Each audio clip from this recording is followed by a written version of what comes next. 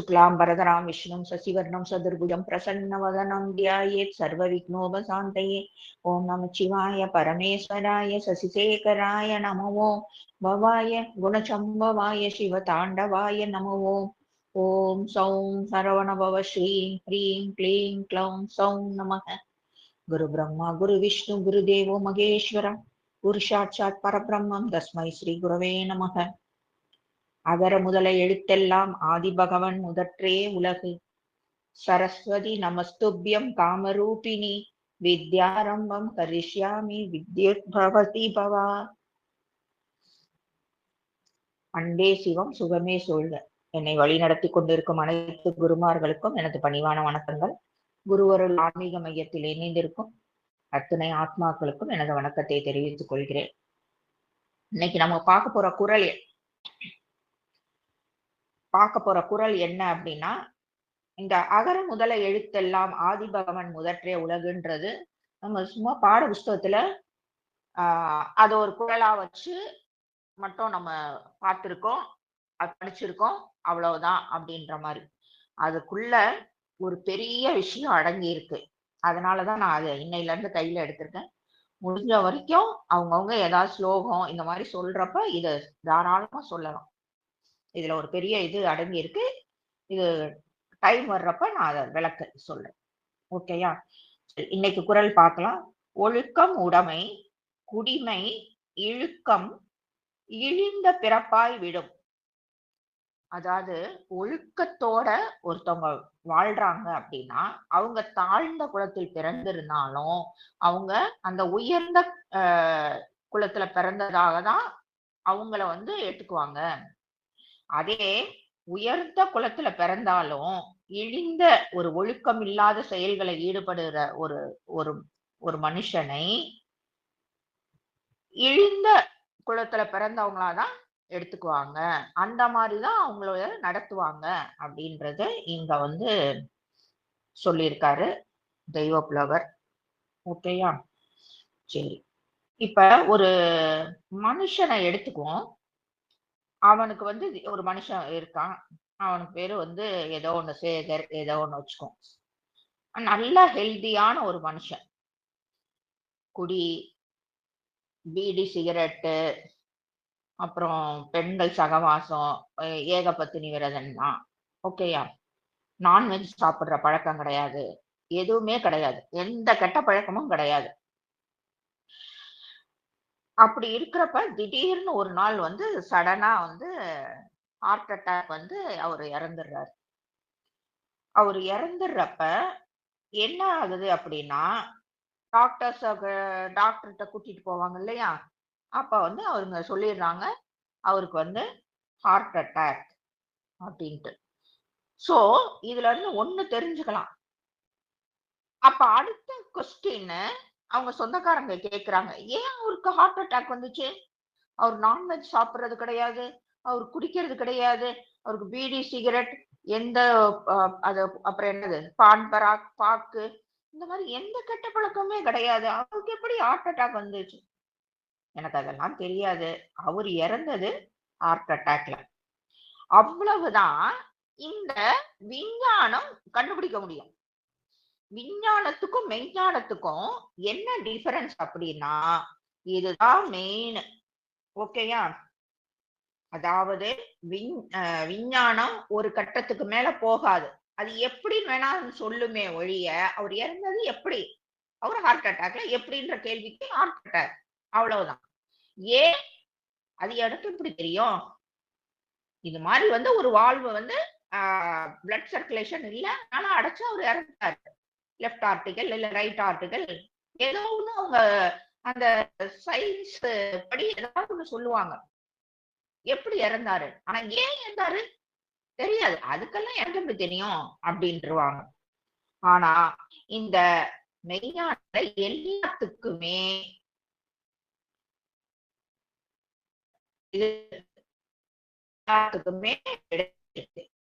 சயின்ஸ்ல, அதாவது விஞ்ஞான அளவுக்கு மேல அதுக்கு மேல அவங்க முன்னேறி போக முடியாது. ஆனா இங்க மெய்ஞானத்தில் எல்லாத்துக்குமே விடை இருக்கு. என்னத்துக்காக இறந்தாரு அப்படின்னா அவரு ஒரு வித கர்மாவால இறந்திருக்காரு அப்படின்றதுதான் இருக்கும். சரி, இந்த கர்மாங்களே, இந்த கர்மா வந்து நம்ம நம்ம நினைச்சுக்கோ, ஒருத்தர் இருக்காரு பாரு, அவர் பண்ற அட்டூழியம் தாங்க முடியாது. இப்படி என்ன படைச்சு 18 வயசுலயே கல்யாணம் பண்ணி கொடுத்து, இதெல்லாம் சில பேரோட குமுறல். இப்படி படிக்க வைக்காம வரிசையா பிள்ளைங்க பெத்து விட்டு, நான் வந்து இப்படி கஷ்டப்பட வச்சு, இவர் பண்ற வேலை தாங்க முடியாது. அந்த மாதிரி நிறைய பேருக்கு நிறைய மனக்குமுறல்கள் இருக்கு. என்ன அப்படின்னா, எல்லாம் பண்ற வேலை, அவருக்கு நான் என்ன துரோகம் பண்ணேன், ஏன் இதுக்கு மட்டும் இப்படி அப்படின்ற மாதிரி இருக்கு. இந்த மேல இருக்கவர் இந்த விஷயங்களை பண்ணவில்லை. அவங்களுடைய இன்றைய வாழ்க்கைக்கு பின்னாடி என்ன இருக்குன்னா, அவங்களுடைய ஆசை தான் இருக்கு. நான் என்ன இப்படி கஷ்டப்படணும்னு ஆசைப்படனா அப்படின்னு கேட்கலாம். அப்படி கிடையாது. இன்னைக்கு நீங்க என்ன சாதிச்சிருக்கீங்களோ, அத எல்லாமே நீங்க ஏதோ ஒரு பிறவியில ஆசைப்பட்டிருப்பீங்க. நல்லா புரிஞ்சுக்கணும். சோ இப்படிதான் வந்து இந்த பிறவி வந்து வந்திருக்கு. இப்ப இந்த பூமி எப்படியா சுத்துது அப்படின்னு கேட்டா, சயின்ஸ் என்ன சொல்லும்? பிக் பேங் தியரின்னு ஒண்ணு இருக்கு. அதுல வந்து ஒரு கட்டத்துல ஒண்ணு வெடிச்சு பூமி வெளியே வந்து அதை சுத்தி நிறைய கோள்கள் இத்தனை கிலோமீட்டர் வேகத்துல சுத்துது. இத வந்து இது ரவுண்ட் அடிக்குது, அத வந்து இது ரவுண்ட் அடிக்குது. எல்லாம் ஏன் சுத்துது? பூமி ஏன் சுத்துது? அவங்க கிட்ட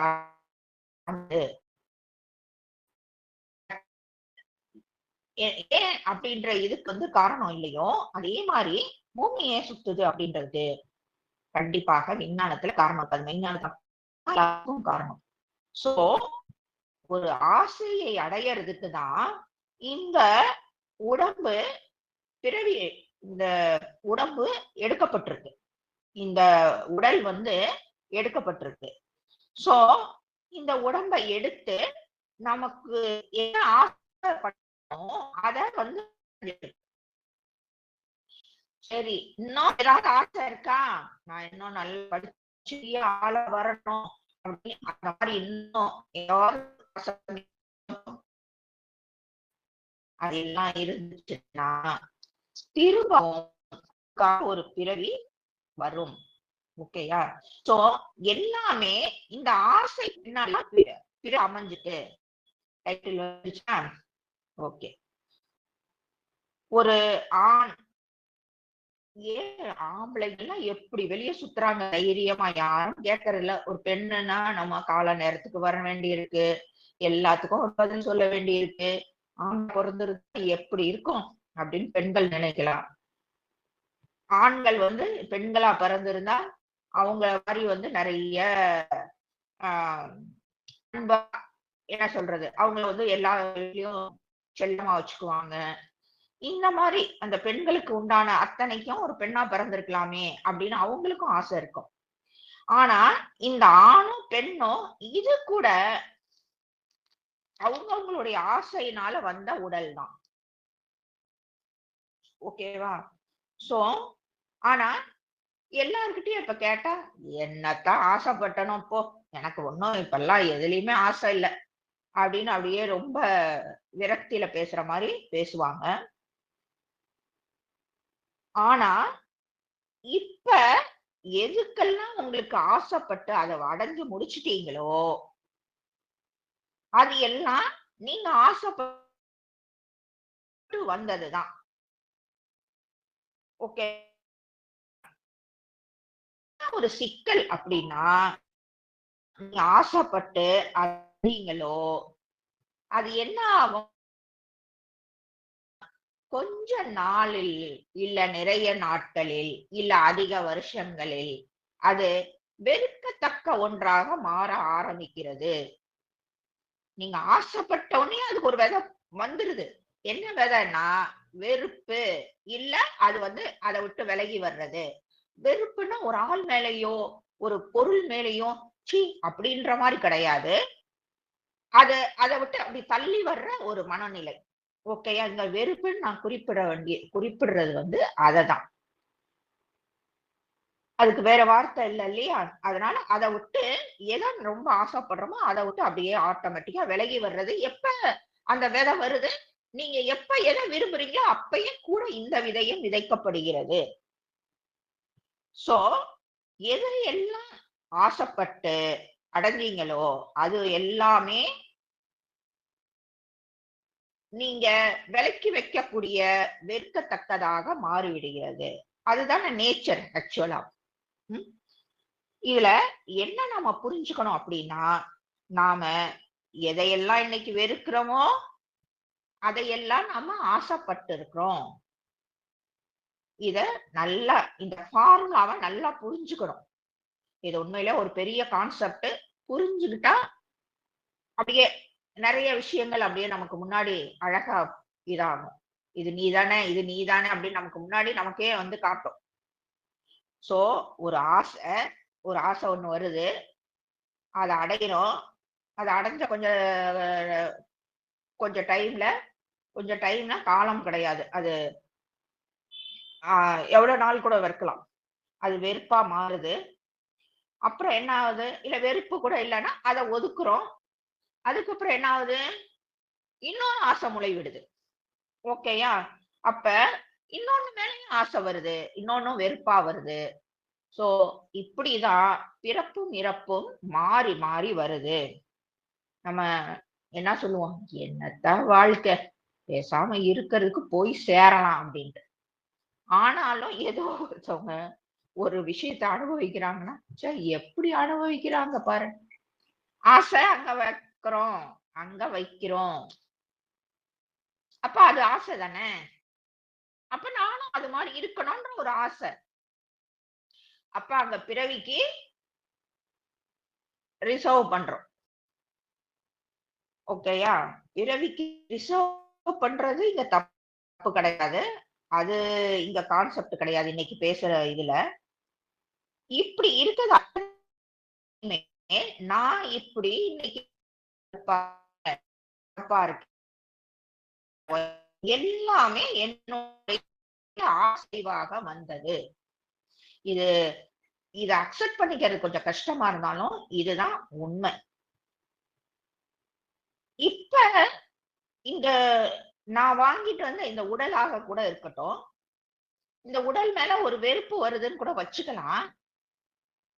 ஏன் இப்ப வெறுப்பு வருது? இந்த உடல இப்ப நம்ம பேசுறோம். இந்த ஆசைப்பட்டு தான் இத வாங்கணும் அப்டின்ட்டு.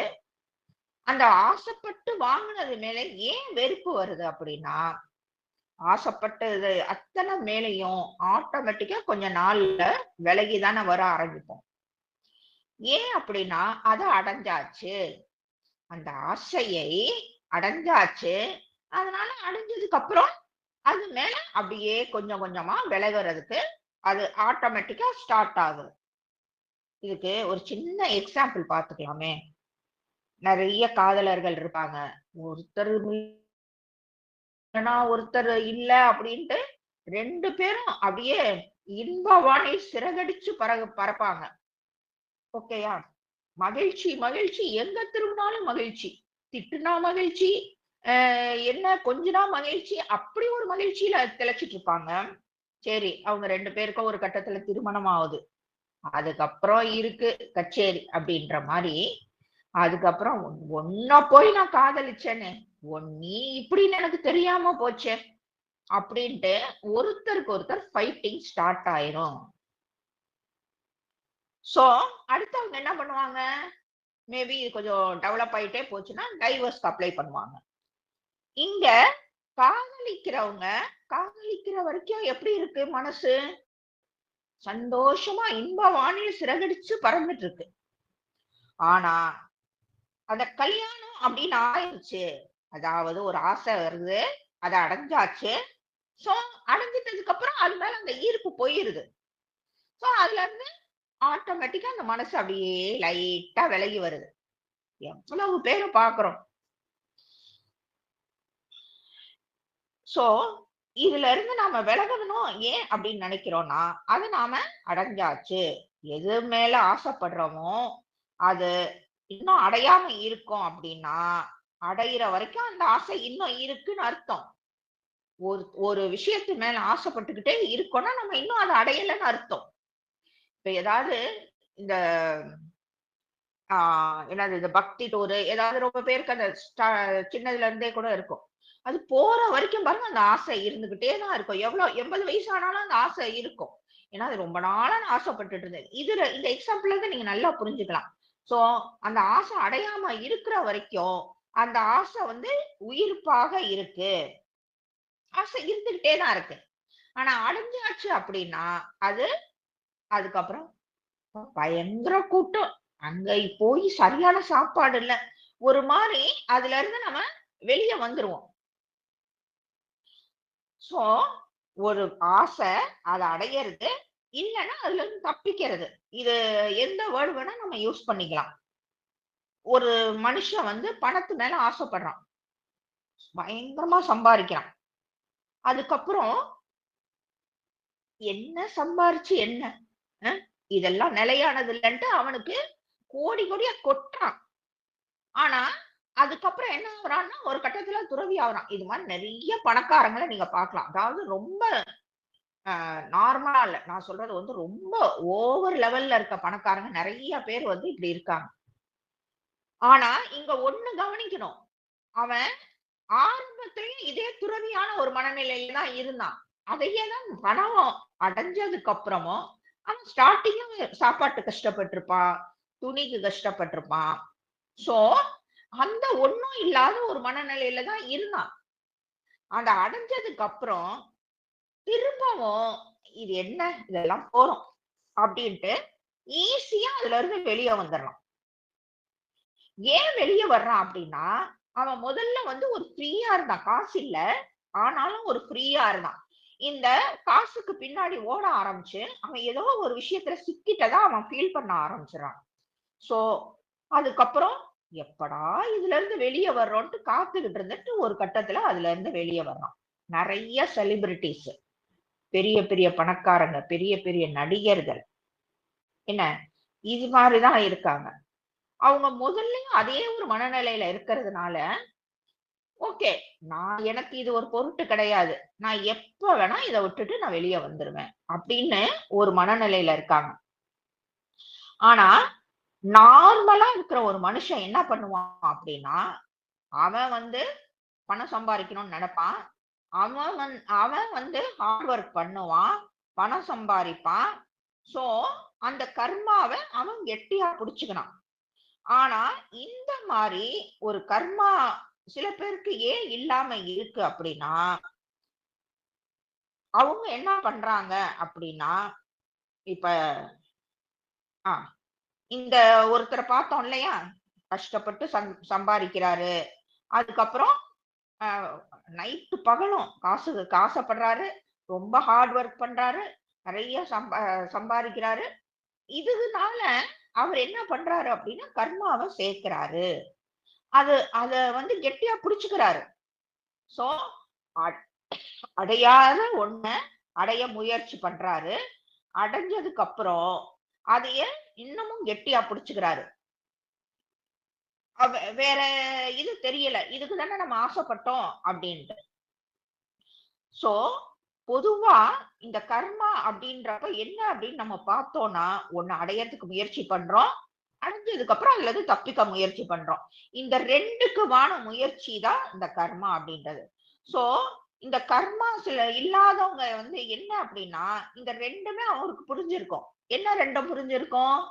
ஒண்ணு அடையறதுக்கு ஆசைப்பட்டா என்ன ஆகும்?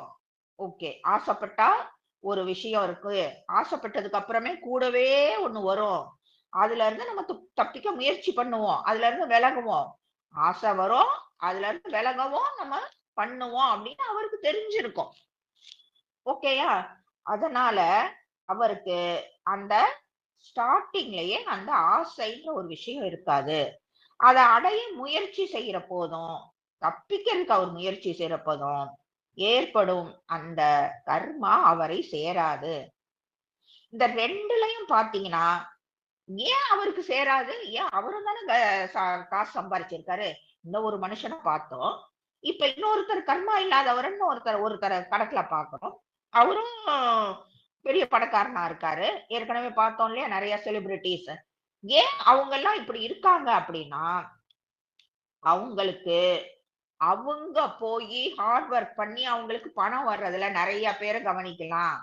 இதுல முக்கியமா நீங்க ரஜினிகாந்த கவனிக்கலாம். பெரிய டேலண்டட் பர்சன் எனக்கு கிடையாது. ஆனா பணம் அவர் பெரிய முயற்சி பண்ணாமயே பணம் கொட்டு கொட்டுன்னு கொட்டுது. ஓகேயா? இந்த பணம் கொட்டுறதுனால அவருக்கு இந்த பணம் அப்படின்றது அவருக்கு ஒரு பொருட்டாக இருக்காது. இந்த 2வதுக்கு நான் ரஜினிகாந்த சொல்ல மாட்டேன். அவருக்கு அதாவது இந்த கர்மா இல்லாதவருக்கு பணம் ஒரு பொருட்டா இருக்காது. வர்றப்பயும் அது ஒரு பெரிய விஷயமா இருக்காது. போறப்பயும் அது ஒரு பெரிய விஷயமாக இருக்காது. நிறைய பேரு பணத்தை நோக்கி ஓடிக்கிட்டே இருக்காங்க. ஹார்ட் ஒர்க் பண்றாங்க. பணம் வருது. இந்த மாதிரி பண்ணிட்டு இருக்காங்க. அப்ப இவங்க இந்த கர்மா இல்லாதவர் இருக்கார் இல்லையா? அப்ப அவரை சுத்தி எந்த செயலுமே இல்லையா அப்படின்னு கேட்கலாம். அவரும் தானே ஆபீஸ் போறாரு. அவரும் தான் வேலை பாக்குறாரு. அவரும் தான் திட்டுறாரு. அவரும் தான் எல்லாமே பண்றாரு. எப்படி அவருக்கு மட்டும் நீங்க கர்மா இல்லைன்னு சொல்ல போச்சு? அருமையான கேள்வி. அவரை சுத்தி எல்லா செயலும் இதேதான் நடந்துட்டு தான் இருக்கும். ஆனா எதிலையும் அவர் தன்னை பிணைத்துக் கொள்ள மாட்டார். இதனாலதான் என்னாலதான் நான் இருக்கிறதுனாலதான் இந்த வேலை நடக்குது. நான் தான் பெரிய ஆளு. நான் தான் அந்த இது அவருக்கு இருக்காது. சோ ஏன் அப்படின்னா இப்படி பண்ணோம்னா அதுக்கான ரியாக்ஷன் என்னன்னு அவருக்கு தெரியும். சோ அதுக்கனால இந்த வேலையே வேண்டான்னு அவர் தள்ளி வச்சுட்டு யாரோ பண்றாங்க. நான் ஒரு கருவியா மட்டும் இருக்கேன்ட்டு அவர் தன்னை அந்த மாதிரி டிசைட் பண்ணிக்குவார். யாருனாலும் சரி ஒரு ஒரு பொருள் மேல சில பேருக்கு அவங்க வச்சிருக்க காருன்னா அப்படியே உயிரா இருக்கும். அடுத்தவங்களை தொட விட மாட்டாங்க. அந்த மாதிரி ஏதோ ஒரு பொருள், ஒரு இல்ல ஒரு ரிலேஷன்ஷிப் எதுவா இருந்தாலும் அந்த ஆசை அடையிற வரைக்கும் இருக்கும். அடைஞ்சதுக்கு அப்புறம் அதுதான் சொல்றேன். அத ஆசைய விதைக்கிறப்பயே அதுக்கான அந்த விலகி போகும் தன்மையும் அங்கேயே சேர்த்து விதைக்கப்படுகிறது. அது அடைஞ்சதுக்கு அப்புறம் அது கொஞ்சம் கொஞ்சமா அப்படி டிஸ்டன்ஸ் வெளியே வந்துகிட்டே இருக்கு. அதுக்கும் அந்த பர்சனுக்கும் இருக்கிற பிரிவு ஸ்டார்ட் ஆயிருது. ஒன்ன அடைஞ்சாதான் அது தொடங்குறதா அர்த்தம். ஆனா அத அடைஞ்சதுக்கு அப்புறம் அடுத்து என்ன பண்ணுவோம்? இந்த ஒரு கார் வாங்கணும்ட்டு மனசுல ஆசை இருக்கும். ஆனா ஒரு கார் வாங்குனதுக்கு அப்புறம் அது மேல உயிரா நம்ம இப்ப பேசணும் இல்லையா? காருன்னா ஒருத்தவங்களுக்கு உயிரு. தொடச்சு தொடச்சு வச்சுக்குவாங்க. யாரையும் தொட விட மாட்டாங்க. ஆனா அதே பெர்சன் கொஞ்ச நாள் அந்த கார விப்பாங்க தெரியுமா? ஏன்னா அதுக்கு மேல இருக்க ஒரு காருக்கு ஆசைப்பட்டிருப்பாங்க. சோ இப்படிதான் ஸ்டார்ட் ஆகுது. அப்ப அந்த கார் இருக்கிற வரைக்கும் அது மேல ஒரு பாண்ட், கெட்டியான பாண்ட். நீங்க எது மேல ரொம்ப அஃபெக்ஷனா இருக்கீங்களோ அது உங்களாலேயே மறக்கப்படுகிறது. இந்த கார் அப்படியே தொடச்சு தொடச்சு வச்சுக்கிறது. ஒரு 5 வருஷம் கழிச்சு அந்த கார் எங்க இருக்குன்னு கூட அந்த பெர்சனுக்கு தெரியாது. இதை எல்லாம் யாரு புரிஞ்சு இது இதுக்கு அடுத்தது இது வரும், இதுக்கு அடுத்தது இது வரும்னு தெரிஞ்சு ஆனா அந்த செயலை செய்வார். அவரும் கர்மா இல்லாதவர் இந்த அத்தனை செயலும் செய்வாரு. அவரும் கார் வாங்குவாரு. அவரும் அந்த காரை வித்துட்டு இன்னொரு கார் வாங்குவாரு. எல்லாம் செய்வாரு. ஆனா அவர் என்ன பண்றாரு அப்படின்னா இத புரிஞ்சுக்கிட்டு அது மேல பாண்ட் இல்லாம அந்த செயலை செயலாக மட்டுமே செய்கிறார். அந்த ஒரு ஆசை அதை அடைஞ்சதுக்கு அப்புறம் அது அதுதானே இப்ப பார்த்துட்டு இருக்கோம். சுமையாக மாறுது. நீங்க ஆசைப்பட்டது எல்லாமே ஒரு காலத்தில் சுமையாக தான் மாறப்போகுது. அத நல்லாவே புரிஞ்சுக்கணும். இத புரிஞ்சா நமக்கும் அந்த கர்மான்றது சேராது. நாம நிறைய விஷயம் ஆசை கொண்டுதான், ஆசை வயப்பட்டுதான் நிறைய விஷயத்த அந்த பேர்டன்னு சொல்லுவோம் இல்லையா, அத சுமக்கிறோம். இப்ப இப்ப ஒரு காதலன் காதலி தானே பார்த்துட்டு இருந்தோம். 2 பேரும் காதலிக்கிறாங்க. அதுக்கப்புறம் கல்யாணம் பண்ணிக்கிறாங்க. அதுக்கப்புறம் காதலனுடைய வாரிசை அவ சுமக்கிறா. அப்பதானே நம்ம இது எல்லாமே ஃபைட்டிங் அப்பதானே ஸ்டார்ட் ஆகுதுன்னு பார்த்தோம். ஆனா அதையும் அவங்க என்ன சொல்லிக்கிறாங்க? சுகமான சுமை. அப்ப சுமை தானே. அது சுகமோ இல்லையோ சுமை தானே. சோ இது இது ஏன் சுகமான சுமைன்னு சொல்றாங்கன்னா, அவங்களே அவங்கள அதாவது திருப்திப்படுத்திக்கிறதுக்காக. நான் தெரியாம பண்ணிட்டேன். சரி இது சுமைதான். ஆனாலும் சுகமான சுமை அப்படின்னு இது பண்ணிக்கிறாங்க. இதுக்காக தான் புத்தர் பெருமான் என்ன சொல்லியிருக்காரு? ஆசைதான் துன்பத்திற்கு காரணம். சோ அத எல்லாருமே மனசுல வச்சுக்கணும். அது எந்த ஆசையா இருந்தாலும் அந்த ஆசை நிறைவேறினதுக்கு அப்புறமே அது அழிஞ்சிரும். இந்த காதலர்களையே நினைச்சு எடுத்துக்கோங்களேன். ஒண்ணு சேராத காதலர்களுடைய காதல் அப்படியே இன்ன வரைக்கும் என்னது அம்பிகாவதி, அமராவதி, அதுக்கு லைலா, மஜ்னு, இன்னைக்கும் அவங்களுடைய காதல் ஒரு பெரிய விஷயமா போற்றப்படுது. ஆனா ஒண்ணு சேர்ந்த காதலர்களுடைய இது எங்கேயுமே அந்த காதல் இருக்குன்ற மாதிரி பெரிய இருக்கலாம். நான் 100% நான் சொல்ல மாட்டேன். இருக்கலாம். ஆனா மோஸ்ட்லி அது இல்லாம தான் இருக்கு. சோ எது எல்லாமே நமக்கு ரொம்ப இனிப்பா தோணுதோ அது எல்லாமே என்ன அப்படின்னா, இந்த டேப்லெட் எல்லாம் இந்த சின்ன பிள்ளைங்களுக்கு குடுக்கறது எல்லாமே பார்த்தீங்கன்னா, ஓவர் கோட் பண்ணியிருக்கும். ஆ சுகர் சுகர் கோட் பண்ணிருப்பாங்க. அந்த வாயில போட்டோனே அந்த சுகர் கோட்டிங் கரைஞ்சோனே அந்த கசப்பு தன்மை தெரியும். அந்த மாரி தான் நமக்கு வர்ற துன்பங்கள். அது என்ன டிசைனா வருது? மேல அந்த இனிப்பு என்னும் துன்பத்தை ஓவர் கோட்டிங் பண்ணி உள்ள இருக்கிற கசப்பு தான் துன்பம். அந்த ஆசைப்பட்டு வாயில போட்டுடுறோம். ஆஹா அழகா இருக்கு கலர் அப்படின்ட்டு. அந்த சப்புறப்ப அந்த மேல இருக்க கோட்டிங் கரைஞ்சோன அந்த துன்பம் தெரிய ஆரம்பிக்குது. அப்ப என்ன பண்ண முடியல? துப்பவோ முடியல, முழுங்கவோ முடியல, தொண்டையில மாட்டிட்டு சிரமம். இந்த மாதிரி தானே நிறைய பேரோட வாழ்க்கை இருக்கு. ஆக்சுவலா ஒரு இதுல கமிட் ஆயிட்டு அதுல இருந்து வெளியவும் வர முடியாம, வாழவும் முடியாம நிறைய இந்த ஆசைக்கு வயப்பட்டு போறப்ப இந்த மாதிரிதான் இருக்கு. சோ எப்ப எல்லாம் ஒரு பொருளோ இல்ல ஒரு நபருக்கோ நீங்க ஆசைப்படுறீங்களோ அப்ப உங்களுடைய அறிவு அது கான்சியஸ்னஸ் டோட்டலா முழிச்சுக்கிட்டு உங்களுக்கு நினைவுபடுத்தணும். இங்க பாரு, இதுக்கு பின்னாடி ரொம்ப போற, வேண்டாம், என்ன இது போனா இப்படி இப்படி ஆகும், பார்த்து நடந்துக்கோ அப்படின்ட்டு அங்க ஒரு மணி அடிக்கணும். சோ இங்க நார்மலா இருக்கிற மனுஷன் என்ன பண்ணுவான் அப்படின்னா, அவன இதுல போய் மாட்டிக்கிறான். ஓகேயா? ஆனா எப்படி மாட்டிக்கிறான்னா, அவனுக்கு தெரியல. இது சுகர் கோட்டிங் வச்ச டேப்லெட்ன்னு தெரியல. ஓ நல்லா கலர் கலரா இருக்கு, இதுல ஒரு 4 போடு, அதுல ஒரு 4 போடு, வாய்க்குள்ள போட்டுட்டு துப்பவும் முடியாம முழுங்கவும் முடியாம அவஸ்தைப்பட்டு அதுல சிக்கிக்கிறான்.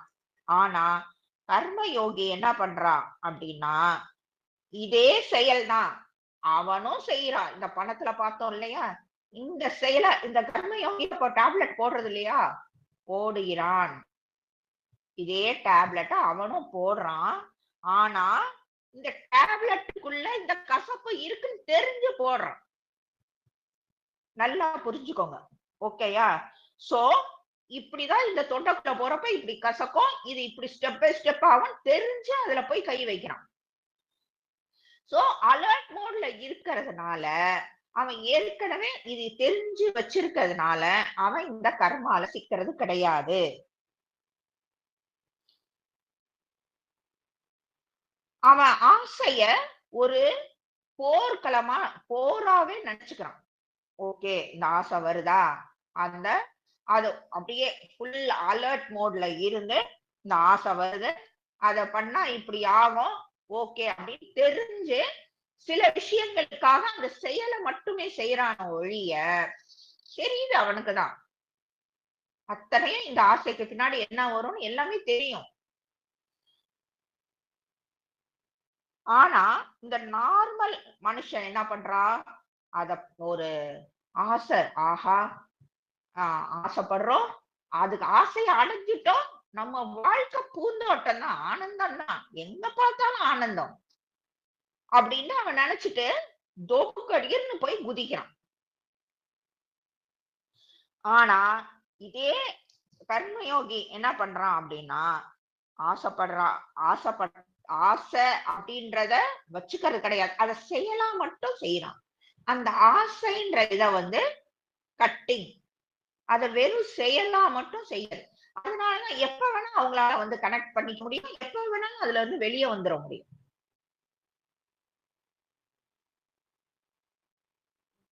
அந்த கர்மயோகிக்கு தன்னுடைய ஆசையானது எப்ப வேணாலும் துன்பத்தை கொண்டு வரலாம் அப்படின்றது தெரிஞ்சுதான் அந்த செயல்ல அவன் செய்யறான். ஏன்னா அந்த அதையே வந்து அவன் ஒரு போராதானே நினைச்சு செய்யறான். அப்படி இருக்கிறப்ப அவங்க சிக்கிக்கிறதுக்கு வாய்ப்பு இல்லை. ஆனா நார்மல் மனுஷங்க போய் சிக்கிக்கிறாங்க. சோ ஆசைதான் செயலை கர்மாவாக மாத்துது. இந்த கர்ம யோகி என்ன பண்றான், கர்மங்களை செயலாக மாற்றுகிறான். ஆசை வந்து உங்களை உள்ள சிக்க வைக்குது, கர்மாவுல உங்களை சிக்க வச்சிடும்.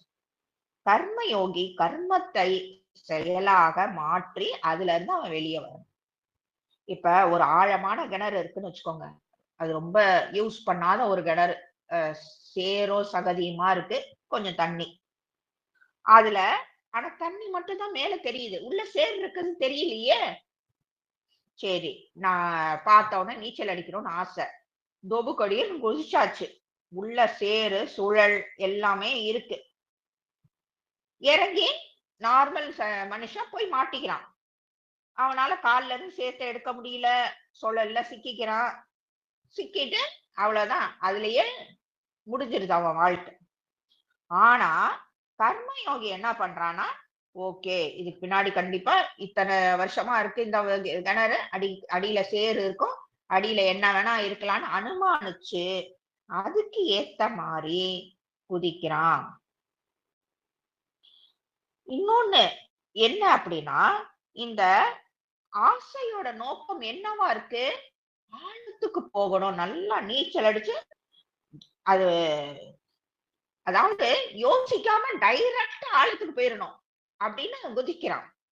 ஆனா இந்த கர்ம யோகி ஸ்டெப் பை ஸ்டெப் வச்சு ஒவ்வொரு காலையும் நல்லா ஊனி ஊனி வச்சு இறங்குறான். ஒவ்வொரு ஆசையும் மாறு வேஷத்துல வருது. என்ன மாறு வேஷத்துல வருது, உள்ள வந்து துக்கமாக, வெளிய ஆசையாக பார்க்கறதுக்கு தெரியுது. அதுதான் அந்த மாறு வேஷத்துல துக்கம் தான் ஆசையாக மாறு வேடத்தில் வருகிறது. இப்படி கூட வச்சுக்கலாம். அந்த துக்கம் வந்து நல்லா அலங்காரம் பண்ணிட்டு, ஒரு 60 வயசு கிழவி நல்லா மேக்கப் பண்ணிட்டு பின்னாடி பாக்குறதுக்கு ஏதோ சின்ன பொண்ணு மாதிரி இருக்கிற மாதிரி பின்னாடி யாரோ ஒரு ஆண்மகன் போறான்னு வச்சுக்கோங்க. திரும்பி பார்த்தாதான் இது வடிவேல் காமெடி கூட ஒண்ணு இருக்கும் இல்லையா, அந்த மாதிரி துன்பமானது ஒப்பனை செய்யப்பட்ட நம் முன்னால் நிற்கக்கூடியது. துன்பம் ஒப்பனை செய்யப்பட்டு நம் முன்னாடி ஆசையாக நிக்குது. சோ நார்மல் மனுஷன் ஒப்பனையை உண்மை நினைச்சு பின்னாடியே போய் மாட்டிக்கிறான். கர்ம யோகி ஓகே இப்படி இப்படி இருக்கு, ஓகே முன்னாடி முகம் இப்படி இருக்கலாம் என்ன அப்படின்னு ஸ்டெப் பை ஸ்டெப் அவன் யோசிச்சு ஸ்டெப் வைக்கிறான். ஏன்னா அவன் யூகிச்சிடறான் இப்படி கூட இருக்கலாம் அப்படின்ட்டு. ஆனா யாருமே துன்பத்தை நான் துன்பமா இருக்கணும்னு யாராவது நம்ம நினைக்கிறோமா? இல்லையே. ஆனா ஏன் துன்பத்திலேயே நம்ம இருக்கிறோம்? இதுதான் ரீசன். அதுதான் மேக்கப்ல வருது நமக்கு முன்னாடி ஆசையாக. அங்க போய் ஆசைக்கு பின்னாடி போய் அந்த துன்பத்துல மாட்டிக்கிறோம். பின்னாடி அந்த கசப்பு தெரியுது, சுகர் கோட்டிங் டேப்லெட். சோ மாறு வேஷத்துல அந்த துன்பம் இன்பம் அப்படின்ற மாறு வேஷத்துல வர்றப்ப மயங்கி அது பின்னாடி ஒரு சராசரி மனுஷன் போயிடுறான், அவனுக்கு கர்மா சேருது. ஆனா இந்த எப்படி தொண்டை போட்டு தொண்டை கிட்ட போகவும் அந்த கசப்பு தெரியுதோ, அப்ப முழுங்கவும் முடியாம துப்பவும் முடியாம அவஸ்தைப்படுற மாதிரி அந்த இன்பம் அப்படின்ற மாதிரி இருக்கிற இந்த துன்பத்துக்கு பின்னாடி போற சராசரி மனுஷன் ஏன் துன்பத்துல மாட்டிக்கிறான்னா, அந்த அவன் துன்பத்துக்கு பின்னாடி இன்பம்னு நினைச்சு போகிறப்ப அவன் அதை கை பிடிச்சிருப்பான். அவன் அதோடைய கைய பிடிச்சிருப்பான். அது துன்பம்னு தெரிஞ்சு இவன் கைய விடணும்னு நினைக்கிறப்ப அந்த துன்பமானது இவன் கைய பிடிச்சுக்கிட்டு இருக்கும். விட முடியாது. அது எப்ப விடுதோ அப்பதான். ஆனா இந்த கர்ம யோகி அவன் இந்த துன்பத்தை ஸ்டார்டிங்ல இருந்து அவன் பிடிச்சுக்கிட்டு இருப்பான். அவனுக்கு எப்ப வேணாலும் அவன் விட்டுருவான், எப்ப வேணாலும் பிடிச்சுக்குவான்.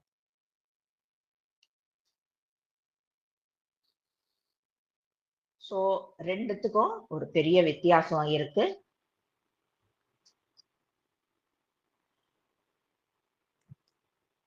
நாம இதுதான் அப்ப ஆசைக்கு பின்னாடி எவ்வளோ ஒரு விஷயம் இருக்கு. யார் யாரெல்லாம் மேக்கப்ல வர்றாங்க, என்னென்னலாம் சுகர் கோட்டிங்ல வருது, கண்ணுக்கு முன்னாடி நமக்கு நிழல் ஆடணும். ஓகேயா?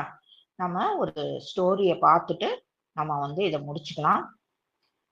ஜனக மகாராஜா தெரியும் எல்லாருக்கும். அவர் ஒரு நாள் என்ன பண்ணாரு அப்படின்னா, தூங்கிட்டு இருக்காரு. தூங்கிட்டு இருக்கிறப்ப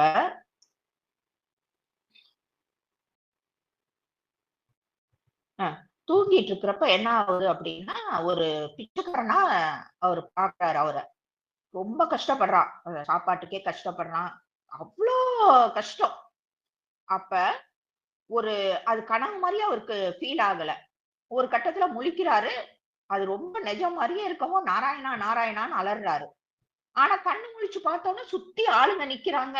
அவரு ஒரு பெரிய மகாராஜா, இது மாதிரி எல்லாமே இருக்காரு. தினசரி இப்படியே கஷ்டப்படுறாரு. ராத்திரி தூங்குறப்ப ஒரு பிச்சைக்காரனா மாறிடுறாரு, அது கண்ணு முழிக்கவும் அவரு மகாராஜாவாக ஆயிடுறாரு. பகல்ல அவர் முழுக்க ராஜபோகமா இருக்காரு. அப்ப ஒரு நாள் அவருக்கு ஒரு சந்தேகம் வருது, நான் ராஜாவா மகாராஜாவா இல்ல பிச்சைக்காரனா? நான் கனவுதான் பாக்குறேனா இல்ல அது நைட்ல நடக்கிறது உண்மையா? நான் பிச்சைக்காரனா இல்ல மகாராஜாவா? எனக்கு தெரிய வேண்டியது இதுதான் அப்படின்ட்டு எல்லார்கிட்டையும் போய் அவர் கேக்குறாரு. அப்ப ஒருத்தர் அவருக்கு பதில் சொல்றாங்க. நான் இத இன்னொரு நாள் நான் விவரமா சொல்றேன். அவர் என்ன சொல்றாரு அப்படின்னா, என்ன அப்படின்னா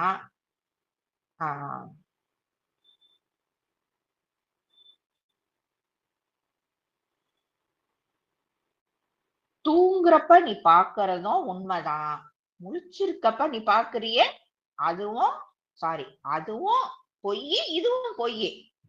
நீ எப்படி பிச்சைக்காரனா இருக்கிறதையும் நீ அக்செப்ட் பண்ணிக்கோ, இதுவும் நீ அக்செப்ட் பண்ணிக்கோ.